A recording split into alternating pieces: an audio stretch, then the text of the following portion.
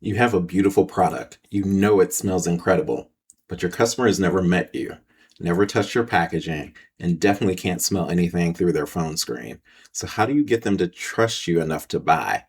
In this episode, we're going to talk about three things that build brand trust and why most small brands are getting all three wrong.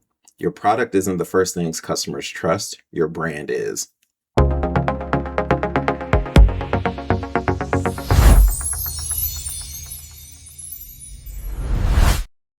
I am Burnett King, the founder of Noble Crown Fragrances, a company dedicated to elevating your space through the power of scent. The Noble Crown podcast is here to talk about the business of building a product-based brand with lessons learned that help you reach your goals faster and better understand the industry. If you're watching on YouTube, please take a moment to subscribe. It helps the channel grow and keeps you connected to future episodes. All right, so let's break down these three trust builders and understand what you might be doing wrong and how you can correct them. I'm also going to give you examples on how I personally do this with my business. So, trust builder number one, visual and brand consistency. So, we talk about this in multiple episodes, but consistency is the key to making a brand, creating it, showing it to customers, and helping them understand who you are as a business and how it can help solve their problems. So if a brand looks different everywhere, customers don't know what to trust. And consistency is the main way to alleviate that problem. So when you find someone, or when someone finds you on Instagram, clicks to your website, then receives your package, all three of those moments should feel like they came from the same world, the same business, the same person. When they don't, there's this disconnect that erodes confidence before a single product ever gets a chance, right? Customers will have this kind of feeling like, oh, maybe this isn't what I expected. And so consistency is not necessarily repetition. It's just alignment across all of those touch points. So, and when we talk about touch points, we mean everywhere that a customer can potentially come in contact with either your marketing, your product, or you as a person.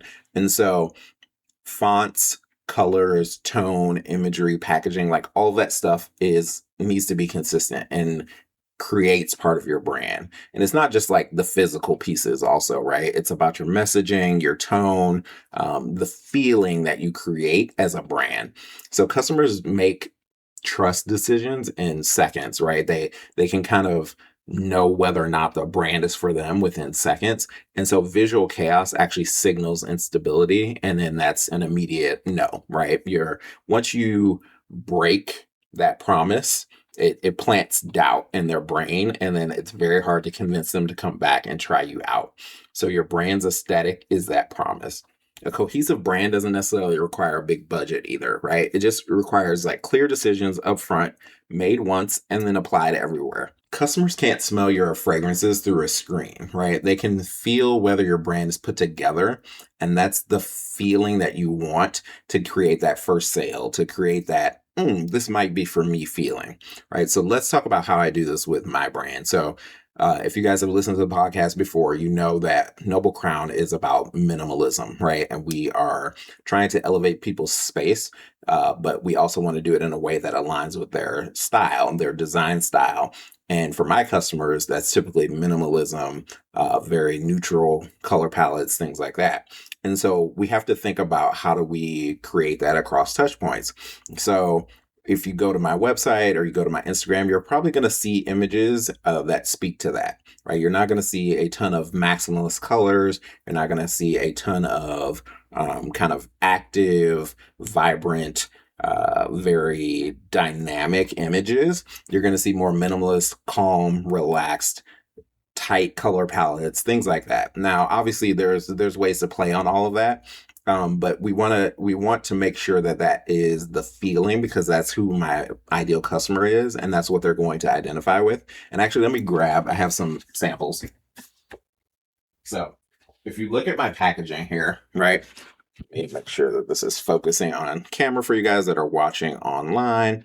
But if you see the packaging here, right? So there's kind of this black and white color palette, and then the labels are very kind of minimalist.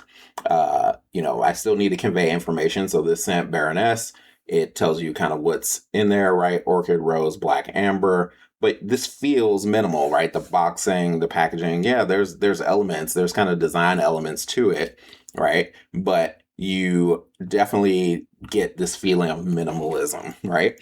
And luxury, because you're getting like a 2-piece box, 3-piece box technically, right? And it's sturdy, it feels luxurious, it's heavy when you pick it up. And then with the candle that's inside, right, is going to look something like this, right? So it's in this minimalist jar. Now, if you got this packaging right here, right, if you got this packaging and then this had a ton of labels on it or something that's super bright and colorful, it would be a disconnect, right? So even just opening the package, you want to make sure that your product aligns with your packaging. You want to make sure that all of this, even like my labels at the bottom, are minimal black and white, and there's just not much to the design around this. But then how we elevate is that this is all mouth blown glass, very sturdy. We have the wood wicks. We use the luxurious wax, right? So there's this element of luxury, but it's still minimal, right? And that's what we're trying to portray as a brand, and that's what we feel resonates with our ideal customers. So that consistency, like I said, is the first trust builder that you want to have, and you need to look and see, where am I not doing that, right? And how do I correct that? Is it on your website? Is it in your marketing? Is it in your packaging? Is it in your even your production, right? Like, you want to make sure that this consistent element is all throughout. So, trust builder number 2, social proof and reviews. So your customers are your most powerful marketing team. You have to let them speak, right? In the fragrance world, buying blind is like a real challenge. Most customers can't smell your product unless you have a storefront or they're meeting you at a market or something like that. So they need someone else's experience to bridge the gap between curiosity and confidence, right? So they might be curious about your brand, but they're not going to be confident enough to buy unless they hear from people who've had the experience already. So how does that play out, right? This is what social proof does. It transfers the trust from existing customers to your future ones, because you can tell people your products are great, but you are incentivized to make money, right? And so they don't necessarily trust you necessarily. They might over time, right? And you have to keep putting content out there to show that you are a trustworthy figure, but they will definitely trust a customer who's already gone through the experience more than they will trust you. So reviews are not just nice to haves, they're actually infrastructure, right? They work while you're asleep. People are constantly kind of coming to your various touch points and looking for proof that this is a good product. User generated content, so like photos, videos, unboxings, all that stuff is way more persuasive than any ad that you'll run out there, because again, this is somebody who, hey, it shows that they actually bought the product. It shows them how they've experienced the product and what they think about it. So where you display reviews is also important, or even user generated content. So you want to put it on product pages, in emails, in social, not just like a hidden sub page on your website where all your reviews sit. You really want it front and center, especially in the buying consideration process, right? And a lot of that is happening either on social media or in your product pages themselves on your website. And then don't wait for reviews to happen. Try to build a system that consistently asks for them post-purchase, right? And we'll talk about this in the example in a few minutes here, or in a few seconds here, but one honest customer review does more for your brand than 10 polished marketing posts or ads even, right? Real people trust real people. Let's think about that. Real people trust real people, right? So if your customers are real people, they're going to trust other real people, and those are your previous customers.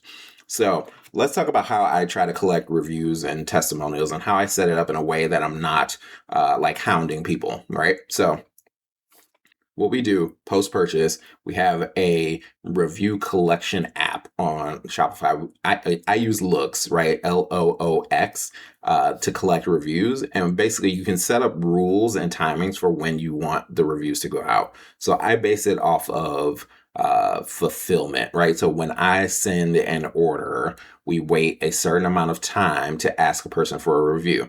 And it gives them enough time to actually to receive the product, right? They're always kind of issues with shipping, with delays and things like that you can't control for. So you want to make sure there's enough time that they actually have received the product, but then you also want to make sure they have enough time to actually use the product. And so with fragrances like candles, perfumes, things like that, it takes a few rounds of using the product to know whether or not you might like it. And so I try to build in enough lead time that they've had significant amount of time to use the product, because that will influence their review.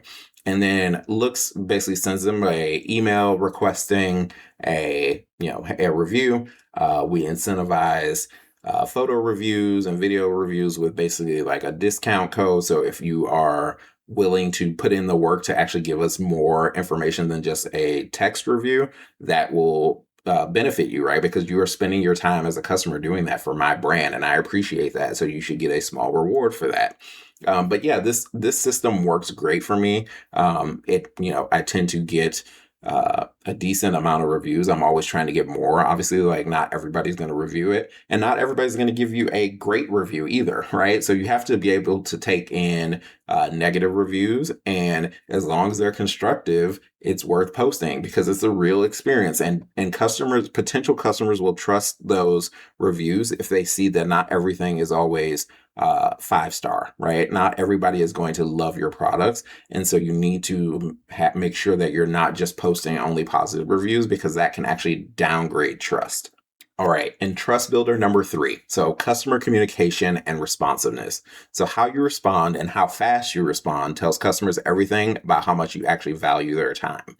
So most small brands focus on acquiring new customers, right? We need new customers to come into the pipeline, but they forget that trust is maintained through communication. You can't, even if you convince someone to buy, right, if you aren't communicating through the rest of the process, if you aren't responding in a timely manner, right, so every unanswered direct message, delayed shipping updates, generic auto replies, that just tells people, hey, you are not worth my time, right? As an entrepreneur. And then that does not give them a good feeling. And it makes them less likely to buy, or less likely to repeat buy, or to go and, say negative things about your brand. And so you really want to make sure that you're trying to respond to all customer issues. Response time is a trust signal. So again, now, obviously, we have a lot of things going on as founders and entrepreneurs, and you can't always get to things right away. Generally, customer issues rise above everything else. So you have to make sure that customers are your number one priority, because, hey, they're the ones keeping you in business, right? And so if you are slow or not going to or forget to respond to something, that leaves a really negative impression and kills your chance for a repeat purchase.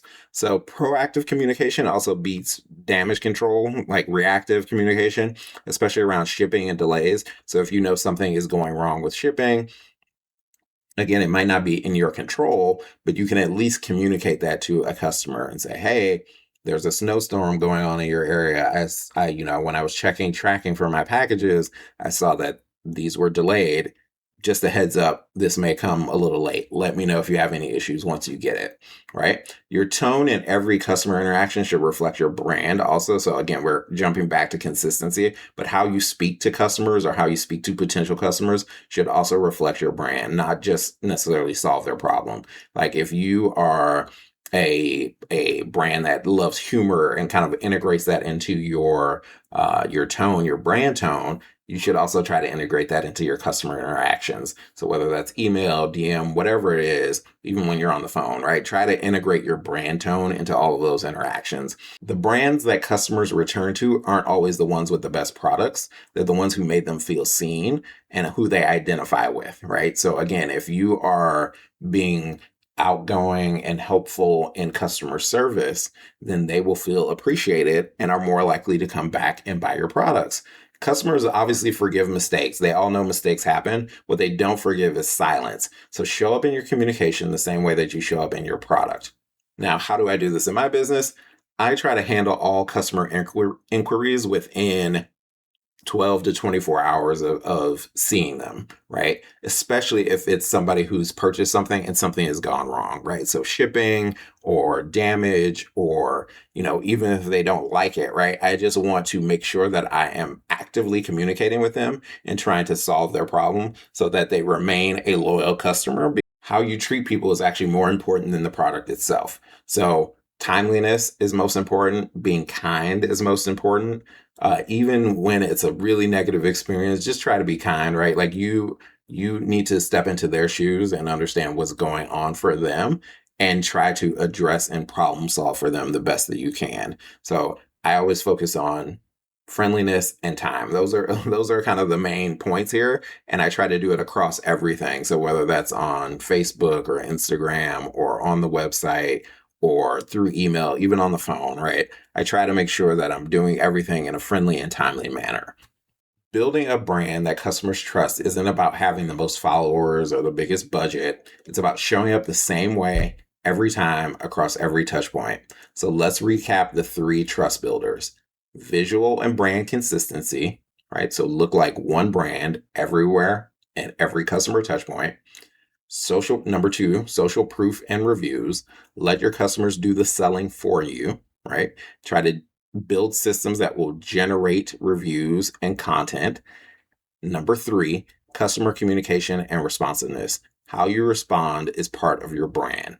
So, what I want you to do, your homework for the week, right? Pick one of these three things and audit it as honestly as you can, right? So if it's visual and brand consistency, think about, hey, these are all the places that customers see me or interact with my products or me. How does the brand show up at each one of these touch points? And what can I do to close the gap, right? What can I do to improve upon some of those aspects? I need to do this. Everybody needs to do this. And you need to do it fairly regularly, right? Because things can every little minor change can then add up over time. And so your brand, it looks completely different than you expected, right? So you need to be able to audit. And that's just for visual and brand consistency, but you can pick any of the three, choose it this week, and just look and see where there might be issues. So as always, if you're watching this on YouTube, please like and subscribe. It helps spread the joy of fragrance and supports fellow entrepreneurs. If you'd like to explore any of the fragrance products I create, visit noblecrown.shop. Thank you for watching, and I'll see you in the next one.